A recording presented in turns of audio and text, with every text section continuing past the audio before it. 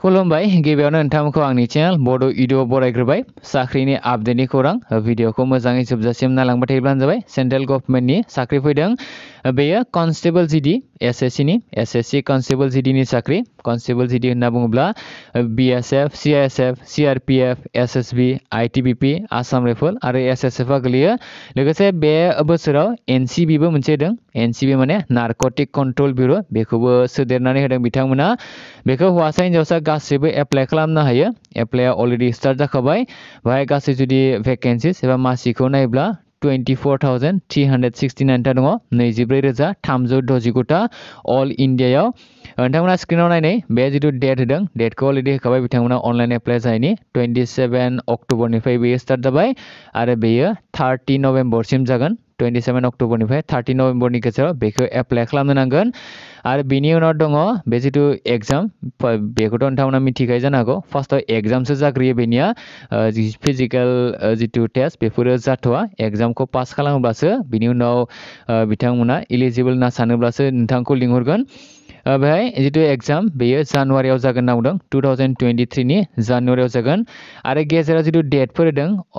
सालान दाननाय बा जिखुनु एप्लिकेसन फिस होनाय बेफोरखौ जों इगनर खालाम मानो होनबा जोंनि एसटिफोरा माने जेबो सालान होनांगौनि गोनांथि गैया बा एप्लिकेसन फिस होनांगौनि गोनांथि गैया स' बेखायनो बेखौ इगनर खालामोब्लानो जाबाय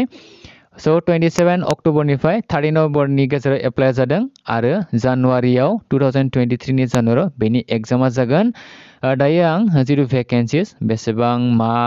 डिपार्टमेन्टआव बेसेबां खालि दङ बेखौ आं फुल डिटेल्स होजोबगोन नोंथांमोना नायलांबाय थायोब्लानो जाबाय स्क्रिनाव सिनखौ होखागोन नायखा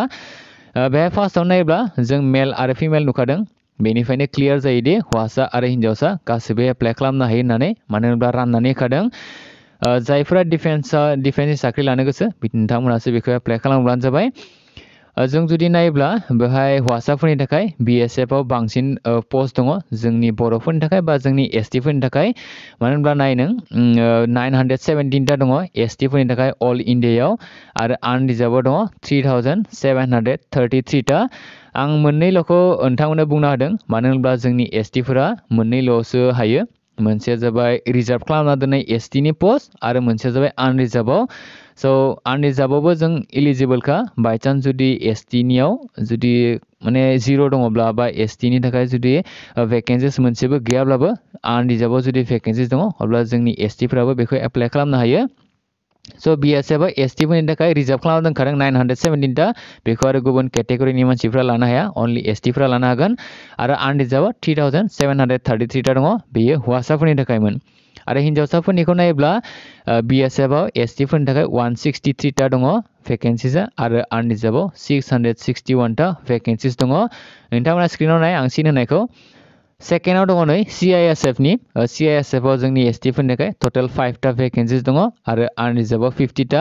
नाथाय हिन्जावसाफोरनिखौ नायनो आं एसे सिगाङाव बुंनाया एसटिफोरनि थाखाय 0 टा माने एसटिफोरनि थाखाय रिजार्भ खालामना दोननाय मोनसेबो पस्ट गैया सिआइएसएफआव नाथाय आनरिजार्भआव दङ 10 टा आनरिजार्भआव टटेल 10 टा मासि थानायनि थाखाय 10 टा मासि थानायनि थाखायबो बेखौ जों माने एप्लाइ खालामनो हागोन मानो होनब्ला आनरिजार्भआव एसटि ओबिसि बा गुबुन केटेगरि बेफोरखौ जेबो नायखाया गासैबो एप्लाइ खालामनो हायो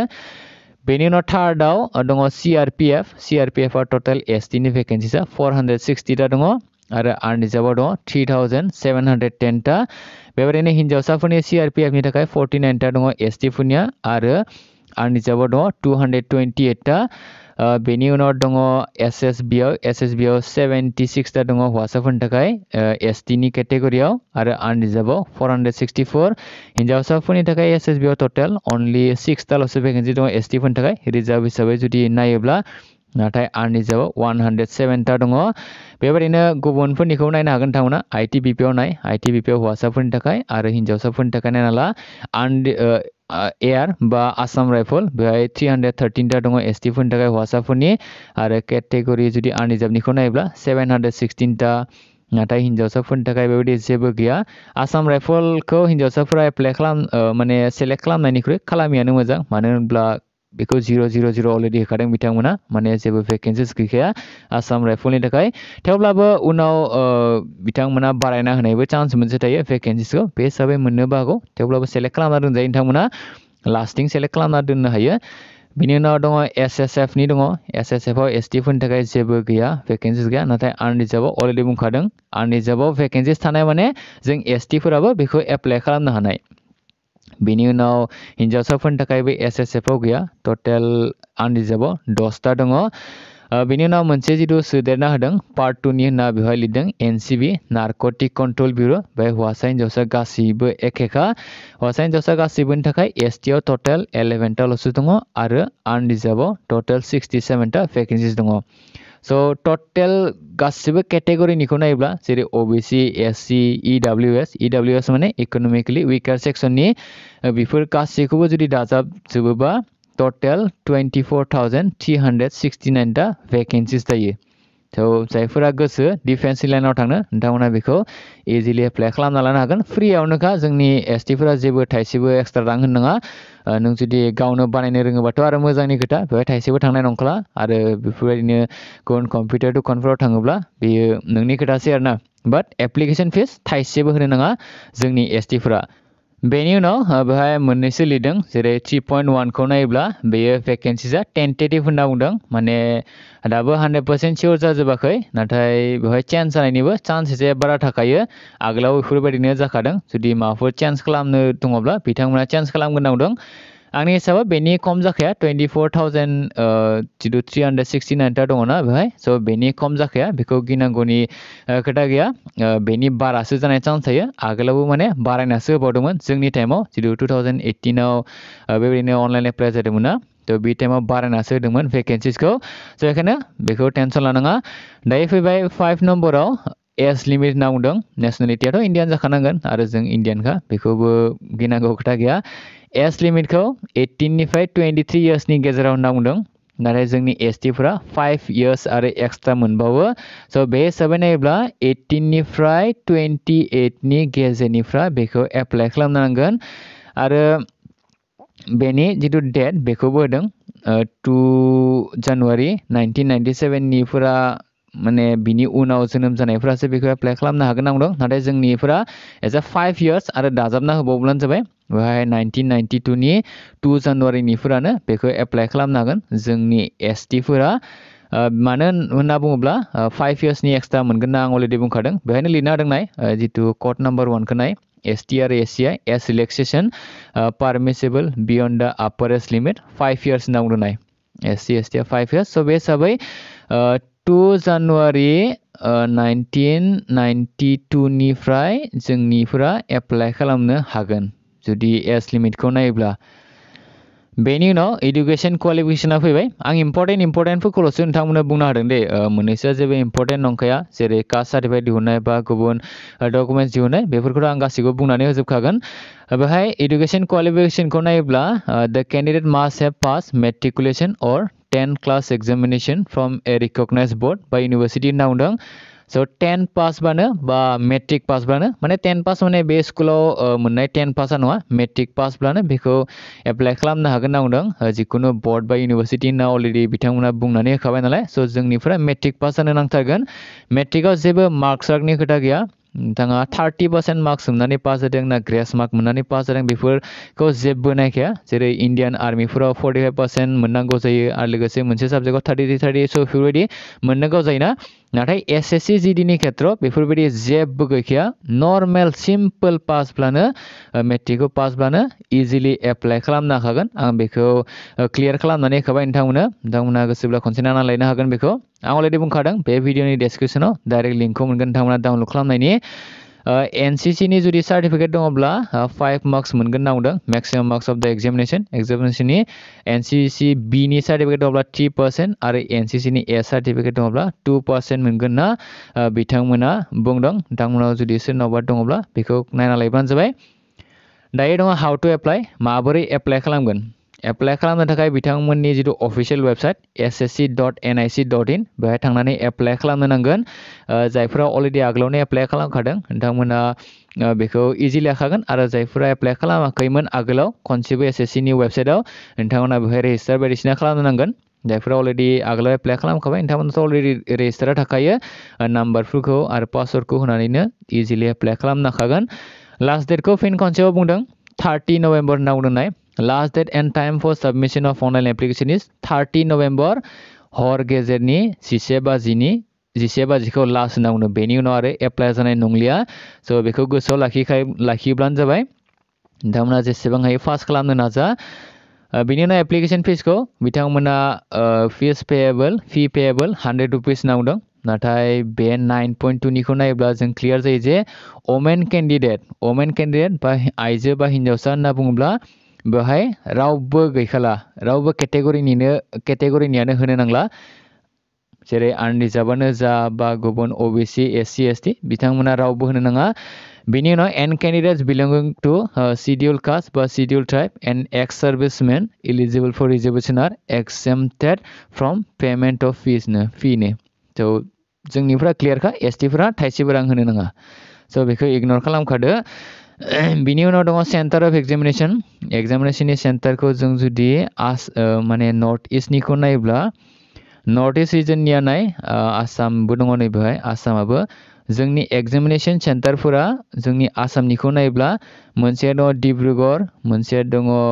गुवाहाटी, मोनसेया दङ जरहाट आरो मोनसेया दङ सिलचर। बे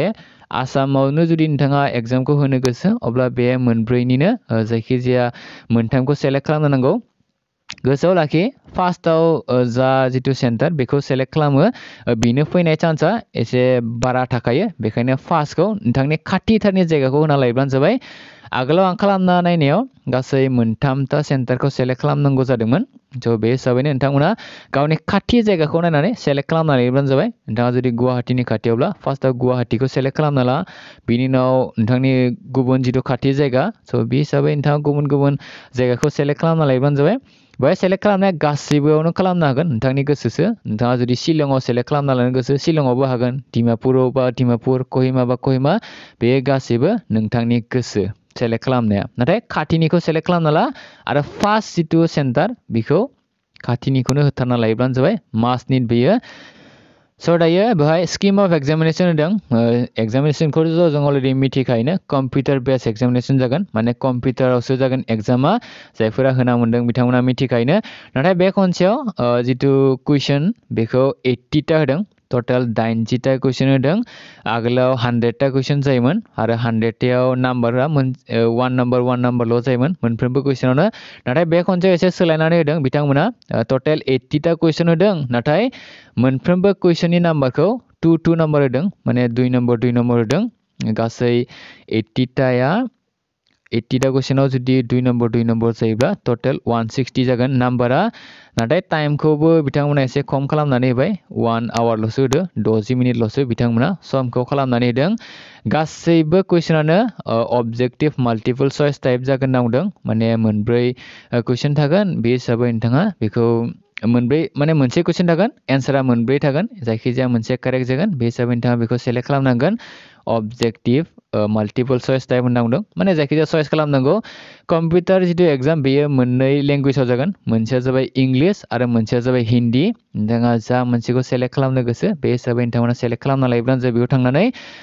नेगेटिभ मार्क थागोन। थांनाय खनसे जिथु जादोंमोन एग्जाम बेवहायबो नेगेटिभ मार्क दंमोन आरो बे खनसेयावबो नेगेटिभ मार्क थागोन होनना बुंदों।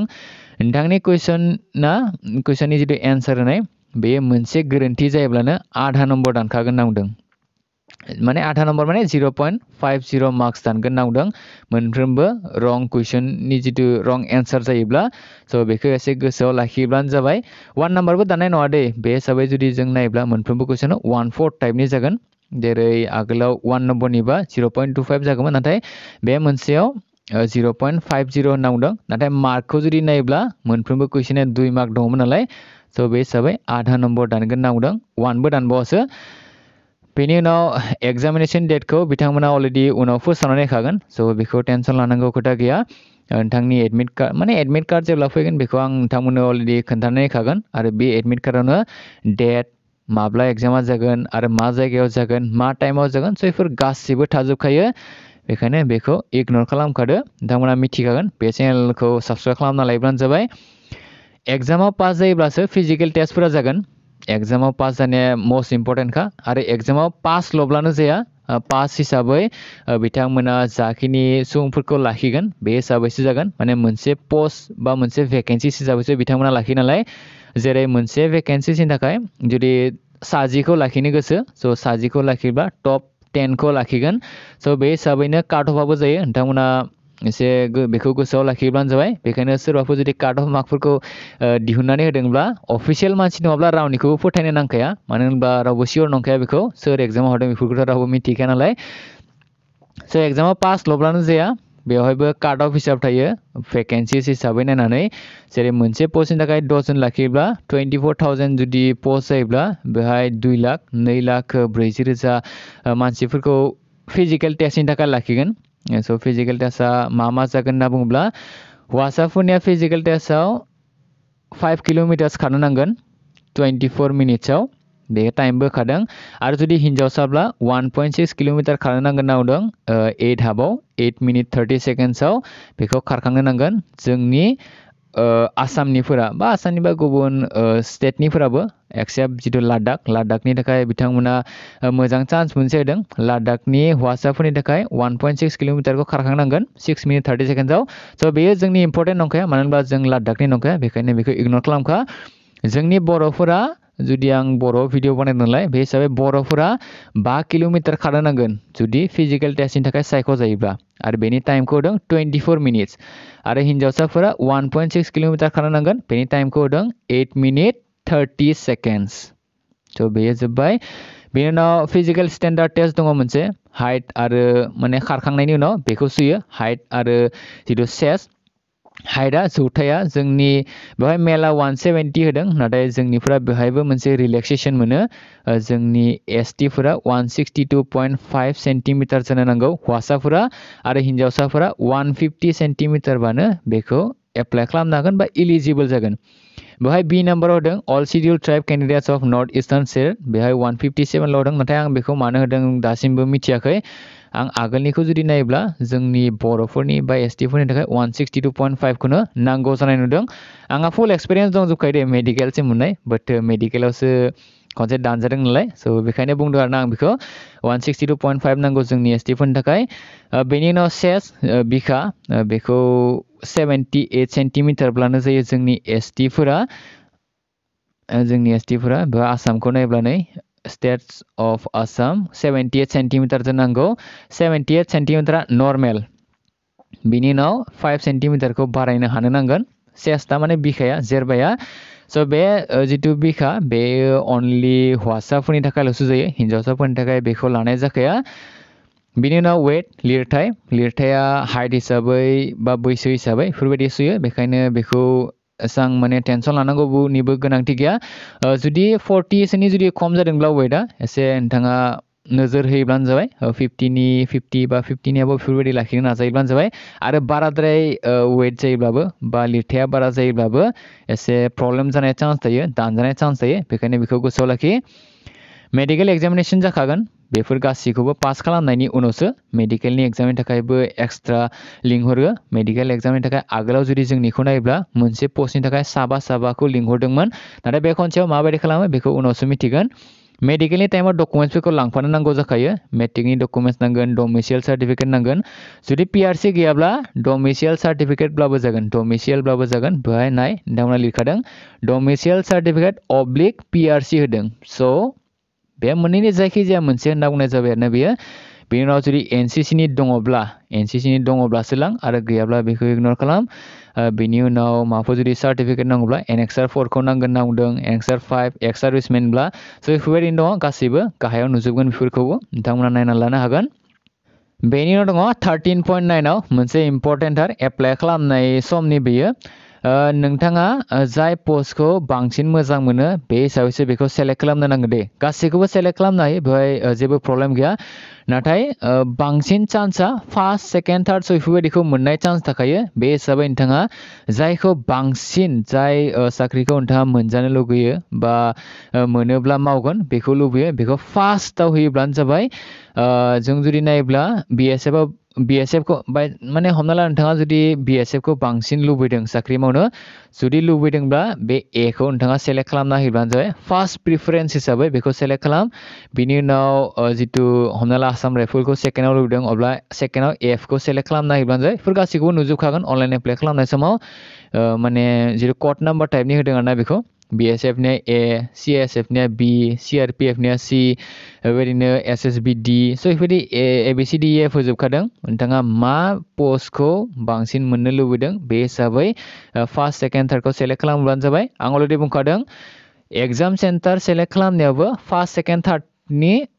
बांसिन चान्स फार्स्टखौनो मोननाय चान्स थायो आरो फार्स्टखौ जुदि मोनाब्ला सेकेन्डखौ मोननाय चान्स थायो बेखायनो खाथिसिनखौ सेलेक्ट खालाम आरो बेबायदिनो गासिबोखौबो पास खालामखांनायनि उनाव साख्रि मोननायावबो फार्स्ट सेकेन्ड थार्ड स' बेफोरबायदिनो फैयो बे हिसाबै फार्स्ट जायखौ सेलेक्ट खालामो बेखौनो मोननाय चान्स बारा थाखायो स' बेखौ गोसोआव लाखिब्लानो जाबाय बेखिनियानोमोन जितु इम्पर्टेन्ट होनना बुङोब्ला गासैखौबो नोंथांमोननो बुंजोबनानै होनाय जाबाय अनलाइन एप्लाइआ अलरेडि स्टार्ट जाखाबाय 30 नभेम्बरनि गेजेराव नोंथाङा एप्लाइ खालामनो नांगोन आरो बेनि जितु अनलाइन एग्जामिनेसन बेयो जानुवारियाव जागोन होनना बुंदों गोदान बोसोरनि फैगौ बोसोरनि 2023 मायथाइनि जानुवारियाव आरो बेखौ हौवासा हिन्जावसा गासैबो एप्लाइ खालामनो हायो टटेल भेकेन्सिस होनना बुङोब्ला बेवहाय 24,369 टा भेकेन्सिस दङ डकुमेन्टसफोरा गासैखौबो लांजोबोब्लानो जाबाय नोंथांमोना बेवहाय बिथांमोना माबायदि लिरनांगौ बेखौबो एसे दिन्थिनानै होखादों नोंथांमोना नायना लायोब्लानो जाबाय जुदि गाव हारसिंनो एप्लाइ खालामनो गोसोब्ला बेखौ नायनानैबो नोंथांमोना एप्लाइ खालामनो हागोन गाहायथिं दङ नै 33 नम्बर पेजाव बा 31 32 पेजाव स' बेखौ खनसे नायना लायोब्लानो जाबाय नोंथाङा गावनो एप्लाइ खालामनो गोसोब्ला बेनि उनाव जितु डकुमेन्टसफोर नांगौ होनना बुङोब्ला गाहायथिं थागोन एनेक्सार 4 एनेक्सार 4आ बेयो बिनि उनाव एनेक्सार 5 दङ बेनि उनाव एनेक्सार 6 दङ फर्मेट फर ST SC नि सार्टिफिकेट स' बेयो इम्पर्टेन्टखा नोंथांमोना गोसोआव लाखि एनेक्सार 6आ ST नि सार्टिफिकेटआ बे मोनसेयासो जायो स' बेखौसो नांगौ जानो हानाय गभर्नमेन्टनि साख्रिनि खेथ्रआव स' बेखौ एसे गोसोआव लाखिब्लानो जाबाय एनेक्सार 6खौ 44 नम्बर पेजाव नोंथांमोना खनसे नायना ला आंनिखौबो आगोलाव बेखौनो लादोंमोन एनेक्सार 6खौनो बै समाव जाय समाव 2018 नि खोथा बुंदों आङो बिनि उनाव आरो मोननैसो सार्टिफिकेट दङ बेवहाय एज रिलेक्सेसननिबो सार्टिफिकेट दङ दै जेरै सोरनोबा जुदि नैबे मोनसेखौ नायना ला एनेक्सार 9खौ बेयो इम्पर्टेन्टथार एज रिलेक्सेसन माने 23 नि जुदि नोंथांनि एजआ बैसोआ जुदि 23 नि बारबायब्ला बे मोनसे सार्टिफिकेटखौ नोंथाङा लांनो नांथारगोन मानो होनोब्ला बे एज रिलेक्सेसननि माने 5 बोसोर जोंनि STफोरा मोनो नालाय स' बे मोनसेखौ लाना थांनो नांथारगोन एनेक्सार 9खौ मास्ट निड बा मस्ट इम्पर्टेन्ट बेयावहाय साइना डिस्ट्रिक्ट मेजिस्ट्रेटनिब्लाबो जागोन नङाब्ला SDMनि जागोन साब डिभिजन मेजिस्ट्रेटनिबाबो जागोन आरो नङाब्ला तहसिलदारनि साइन मोनोब्लाबो जागोन बे इम्पर्टेन्टथार नालाय जोंनि आसामनि स्टेटनि क'डआ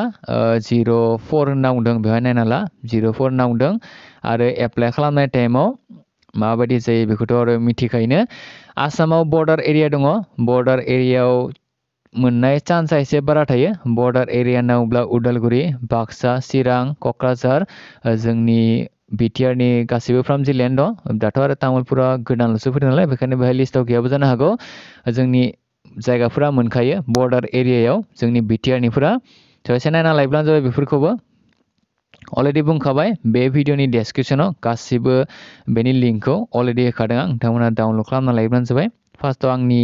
वेबसाइट bodoinfo.com बेहाय मोनहैनोबो हागौ एसे लाब जागोन आंनि बेखायनो बेखौ होनोबाबो नोंथांमोना गाज्रि मोननाङा सरासरिनि थाखाय बेखिनियानो आसा खालामो नोंथांमोना भिडिअखौ नायना मोजां मोनबाय जुदि भिडिअखौ नायना मोजां मोनदोंब्ला लाइक खालामदो हायोब्ला लोगोफोरनो शेयार खालामना होयोब्लानो जाबाय थेंक इउ फर वाचिं